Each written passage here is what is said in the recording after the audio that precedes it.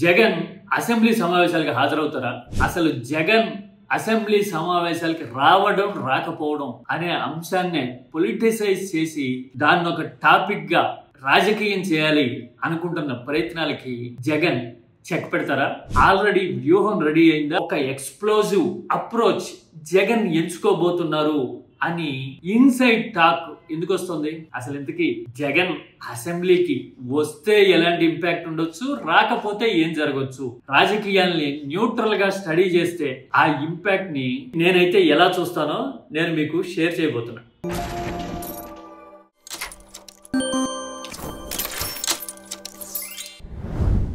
Assembly సమావేశాలు మొదలయ్యే ప్రతిసారి జగన్ సమావేశాలకు రావాలని, లేకపోతే పులివెందుల్లో ఉప ఎన్నికలు జరుగుతాయి అని కవ్వింపులు కూటమి వైపు నుంచి, ముఖ్యంగా టీడీపీ వైపు నుంచి వస్తూ ఉంటాయి.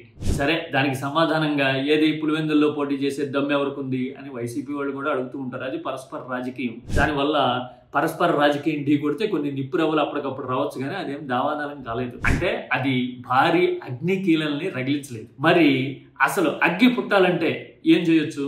ఇప్పుడు జగన్ అదే చేయబోతున్నారు అని ఎందుకంటున్నారు?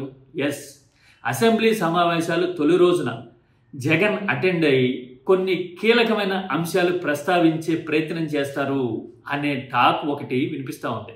అది నిజమేనా, సాధ్యమేనా అంటే టెక్నికల్ గ్రౌండ్స్ ని స్టడీ చేస్తే మనకి నిజానిజాలు ఏంటో అర్థమవుతాయి. 175 మంది ఎమ్మెల్యేల్లో నువ్వు ఒక ఎమ్మెల్యేవి, ఒక పార్టీ అధ్యక్షుడు అయితే, 5 ఏళ్లు పనిచేసిన ముఖ్యమంత్రి అయితే మాకేంటి అని ప్రత్యేకంగా స్పీకర్ అయ్యన్న పాత్రుడు ఈ మధ్యన అనడాన్ని మనం చూసాం. అంటే దాని అర్థం ఏంటంటే, ఒక సాధారణ ఎమ్మెల్యేకి ఎంత టైం ఇస్తారో ఏ అంశం మీదైనా 2 నిమిషాలు 3 నిమిషాలు అలాగే నీకు కూడా ఇస్తాము అని ఆయన టెక్నికల్ గా చెప్తూ ఉన్నారు. సాధారణ ప్రజలకు అర్థమైందో లేదో. అంటే ఈ లెక్కన తనకి కేటాయించే అతి కొద్ది టైంలో జగన్ ఎంతవరకు ప్రభావం చూపించగలుగుతారు? పాయింటే కదా. కాకపోతే నేను ఈ అంశం మీద మాట్లాడాలనుకుంటున్నా, ఇంత టైం ఇవ్వండి నాకు అని చెప్పి డిమాండ్ చేసి, ఆ డిమాండ్ మీద వచ్చే రెస్పాన్స్ ను బట్టి జగన్ అప్రోచ్ ఖరారు చేసుకోవచ్చు అనేదైతే ఇప్పటికీ కనిపిస్తున్న ఫీలర్. అంటే జగన్ అసెంబ్లీ సమావేశాలకి అటెండ్ అయ్యే అవకాశం ఉంది ఖచ్చితంగా అని అనుకోవచ్చు. చంద్రబాబు నాయుడు అనే వ్యక్తి అసెంబ్లీకి నేను ముఖ్యమంత్రిగా ఉన్నప్పుడు 2 రోజులు వచ్చినాడు. ఇక రెండోది, ఎప్పటిలాగే స్కిప్ చేసి ఉప ఎన్నికలు పెడతారా? పెట్టండి. 2024 ముందు లాస్ట్ 3 ఏళ్లు చంద్రబాబు అసెంబ్లీ సమావేశాలకు రాకపోయినా కుప్పానికి ఉప ఎన్నిక వచ్చిందా అంటూ ఎదురుదాడి చేయడం రెండోది. ఆ 2 ఆప్షన్స్ ఎలాగో ఉంటాయి. బహుశా జగన్ మొదటి ఆప్షన్ చూస్ చేసుకునేందుకు అవకాశాలు ఉన్నాయేమో అని నేను అనుకుంటా. ఇక ఆ తర్వాత రాజకీయాల మీద ఏమాత్రం అవగాహన ఉన్నా, లేదంటే గనక ఒక పర్స్పెక్టివ్ తో రాజకీయాలను స్టడీ చేసే అలవాటు ఉన్నా నాలాంటి వాడికైతే ఏమనిపిస్తుందంటే, జగన్ అసెంబ్లీ సమావేశాలకి రాకుండా బయట గంటలు ప్రెస్ మీట్ పెట్టి ఇలా డేటా అంతా తీసుకొచ్చి కమాన్ రండి సమాధానం చెప్పండి అని చెప్పి మన మద్యం పాలసీలని, సిండికేట్ వ్యవహారాలని, టెండర్ ఎస్కలేషన్స్ ని, మెడికల్ కాలేజీల ప్రైవేటైజేషన్ ని క్వశ్చన్ చేయడం వల్ల ఇవాళ కాకపోతే రేపైనా ఆలోచన ఉన్న వాళ్ళందరూ ఆ డేటా వైపు చూడడము, ఆ నెంబర్లో ఇంపాక్ట్ ని అర్థం చేసుకుంటే గనక రాజకీయంగా కూటమికి, టీడీపీకే సమ్మెట దెబ్బ లగాయించి తగులుతుంది.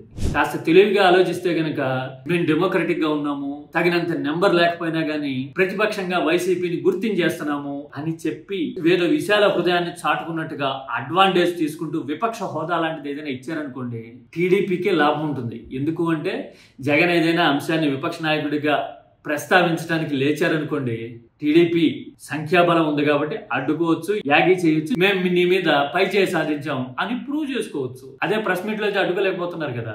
ఇక్కడైతే అడ్డుకోవడానికి కొద్ది గొప్ప అవకాశం ఉంటుంది. అంటే ఉన్నంతలో డెమోక్రటిక్ స్పిరిట్ తో విపక్ష హోదా అంటూ ఇవ్వడం జరిగితే గనక ఆ అడ్వాంటేజ్ టీడీపీకి ఉండొచ్చు. ఒకవేళ ఇవ్వము, మేము ఇలాగే ఉంటాము, జగన్ కి జనమే ఇవ్వలేదు ప్రతిపక్ష హోదా అని ఎప్పట్లాగే ఒక పడికట్టు పిడివాదం చేశారనుకోండి, దానివల్ల ప్రత్యేకించి జగన్కి వచ్చే ఇబ్బంది ఉండకపోవచ్చు. అలాగని అసెంబ్లీ సమావేశాలన్నీ జిలేబీ దుకాణం లాగా ఒకటే వెగట పుట్టించే తీపితో నిండిపోయాయి. తీపి అంటే ప్రశంసలు, పొగడ్తలు బ్రహ్మాండంగా చేసేస్తున్నాం, భజగోవిందం అయిపోతుంది అంతా అనే సమావేశాలు నడుపుతున్నాం అనుకోండి, మన మీద జనానికి మొహం మచ్చుతుంది. ఆ సమావేశాలు కూడా ఇదేంట్రా సన్మాన కార్యక్రమాల్లాగా అయిపోయినాయి అనే ఫీలింగ్ రావడం వల్ల ఓవరాల్ గా ప్రభుత్వం మీద నెగిటివిటీ అమాంతం పెరిగేందుకు అవకాశాలు ఉంటాయి. అంటే ఈ లెక్కన ఓవరాల్ గా చూస్తే జగన్ వచ్చి ఒక అంశం మీద చర్చకి పట్టుబట్టి సమయం అడిగి దాన్ని బట్టి నిర్ణయం తీసుకోవచ్చు. అది ఒక ఆస్పెక్ట్. రెండోది, విపక్ష హోదా అంటూ ఇస్తే గనక మేము ఇచ్చాము అని క్రెడిట్ తీసుకోవచ్చు టీడీపీ, జగన్ని అడ్డుకొని కాస్తో కోస్తో ఆపడానికి కూడా ట్రై చేసుకోవచ్చు. మరి రాజకీయంగా ఈ రెండిట్లో ఏది జరుగుతుంది అసెంబ్లీ సమావేశాల్లో అనేది మనకి వెరీ సూన్ చూడబోతున్నాం. మీరైతే ఏమంటారు? విపక్ష హోదా జగన్కి ఇస్తే టీడీపీకే బెనిఫిట్ కాస్తో కోస్తో అని నేను చెప్తున్న లాజిక్తో మీరు ఏకీభవిస్తారా?